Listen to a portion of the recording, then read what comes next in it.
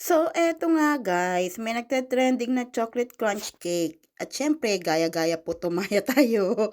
Tinry kong gawin. So, instead na fuyutin ang aking gamitin, gumamit lang ako ng cornflakes kasi nga para hindi na ako mag-bake. At saka first time ko lang naman tong tinry. Kaya, kung ano lang muna yung may available. So, gumawa lang ako ng ganache, inimix ko dyan sa cornflakes. Imimix lang natin at yan ang gagamitin nating topping sa ibabaw ng cake.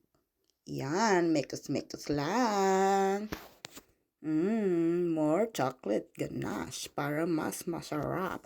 So, ayan ang ganache natin. Naset na yan sa fridge ng overnight. So, medyo meron tayong gagawing adjustment sa time pagka itong ginawa nyo.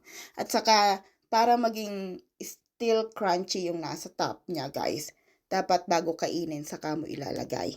At ito nga, pinakita ko sa mga kapatid ko, sabi nila, ano daw ba to? Biko daw ba to?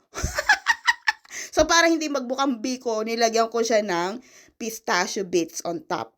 De, mukha na siyang Dubai chocolate, diba? Ito, titikman ko na.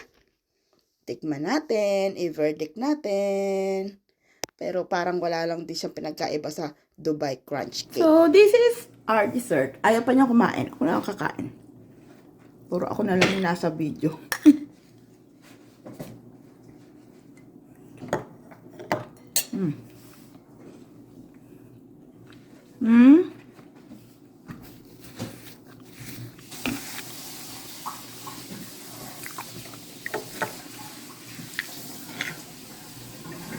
Siguro, mas maganda ka tayo pa ilagay mo.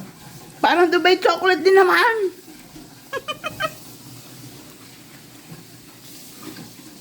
Hindi ko alam ba't nagte-trending to.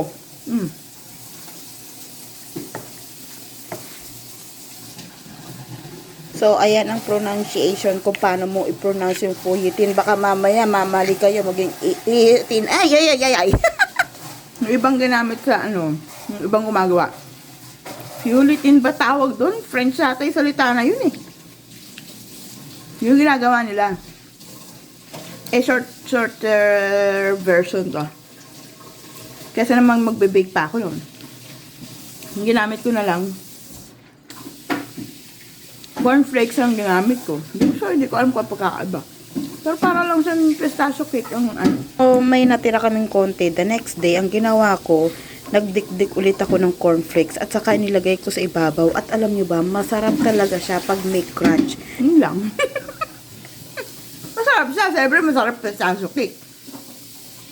Pero I don't know kung anong special dito. Sobrang nagte-trending daw. Pero pag may crunch talaga, masarap talaga siya. Promise.